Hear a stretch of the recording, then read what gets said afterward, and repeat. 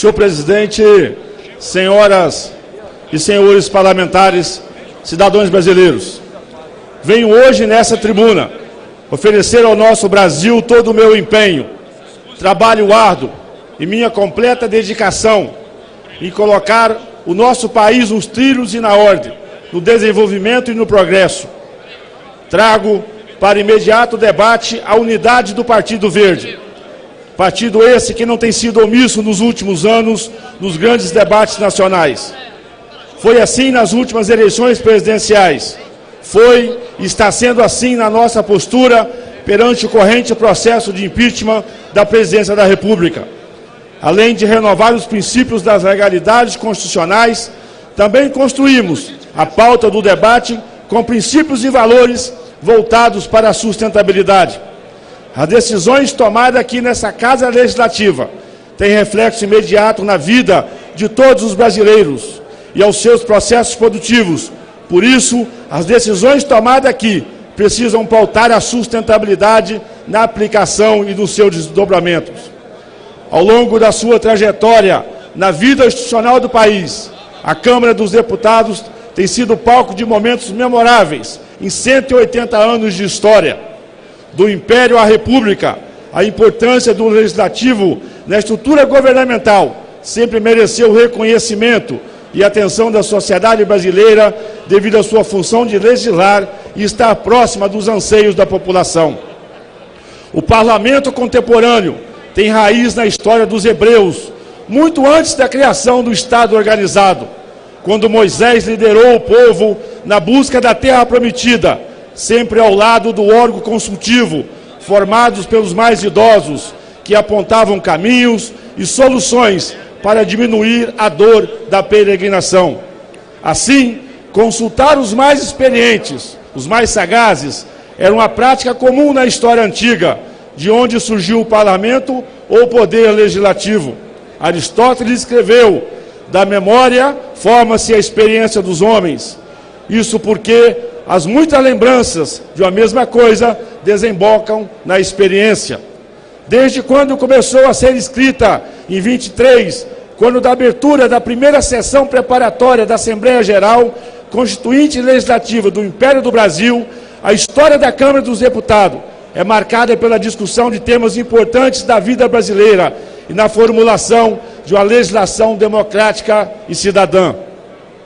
Passamos por períodos turbulentos de concentração de poder, abusos e arbitrariedades em todas as fases dessa história, até chegarmos à Constituição de 88, que consagra a democracia no Brasil e reconhece o importante papel a ser representado pelo Poder Legislativo no conjunto do Estado brasileiro. Mudanças necessárias e outras, nem tanta, mas que nem por isso deixam de ser importantes no processo de desenvolvimento do país.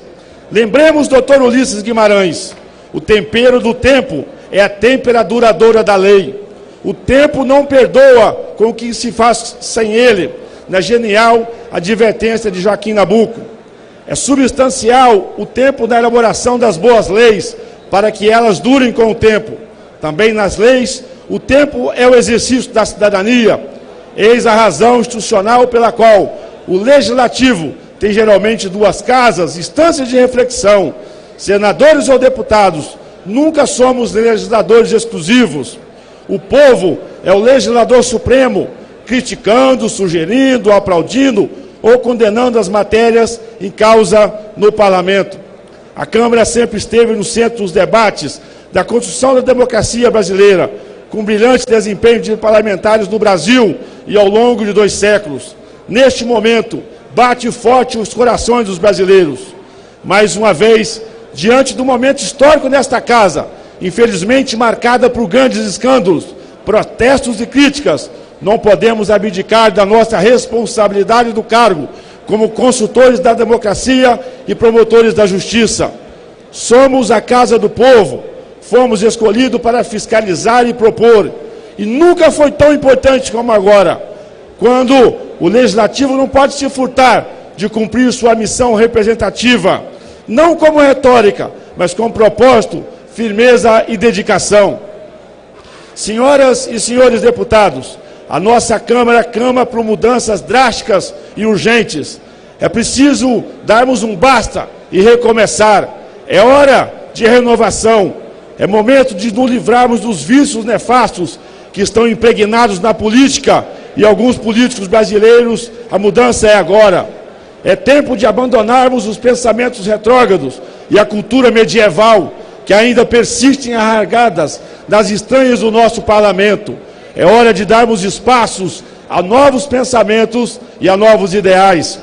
Nosso parlamento, a casa do povo brasileiro, carece de um líder que seja diferente do convencional, que seja livre das amarras políticas, isento, independente, imparcial, que não seja a favor ou contra, que não seja servo das autoridades, instituições, partidos ou poderes. Está na hora de termos um líder pacificador, mediador, colaborativo e modernizador, focado na eficiência, na ética, na disciplina, na transparência e, acima de tudo, que consiga comandar as atividades desta casa de forma pacífica e harmônica com os demais poderes, com autonomia, independência, isenção e imparcialidade. O presidente define qual é o projeto que vai eleger no país ao decidir os trabalhos da casa, o que vão votar e o que vai ser votado. Preciso ter força e, sobretudo, exercitar a justiça e o bom senso nas suas decisões. Presidentes da Câmara são respeitados por todos, maioria e minoria, mas deve também respeitar a todos. Seria possível perceber a similaridade do momento atual da Câmara com aquele vivido com o Congresso americano, no caso Watergate, 1970. Lá, a descoberta da invasão do Comitê Nacional do Partido Democrata levou à descoberta de um sistema de espionagem que chegava diretamente ao presidente Nixon. Aqui, temos um caso semelhante. Em 2004, com a investigação de rede de postos de combustíveis e de lava-jatos, chegamos hoje aos escândalos da Petrobras, a maior empresa do Brasil, e atingiu um petardo a própria mesa diretora da Câmara dos Deputados, jogando a casa em períodos turbulentos e incertos dos últimos meses. Mas não é parte do meu papel realizar o julgamento dos envolvidos. Por isso temos a Comissão de Ética da Casa, o Poder Judiciário, o Supremo Tribunal Federal, guardiões da Carta Magna. O meu papel aqui é, como tenho feito desde o início do mandato, servir, como tenho servido ao povo capixaba e ao Brasil, oferecendo o meu trabalho e o meu suor, para, junto com os colegas deputados e colegas deputadas, realizarmos um processo de revitalização da Casa, colocando mais uma vez nos trilhos da estabilidade institucional, que será a pedra angular de uma nova fase para a Câmara, na qual deixaremos das sombras do passado o personalismo e o patrimonialismo e nos focaremos na luz que emana da Casa do Povo, realmente para o povo. Precisamos, além dos compromissos da legalidade aqui dessa Casa, estarmos atentos a duas premissas básicas da gestão pública.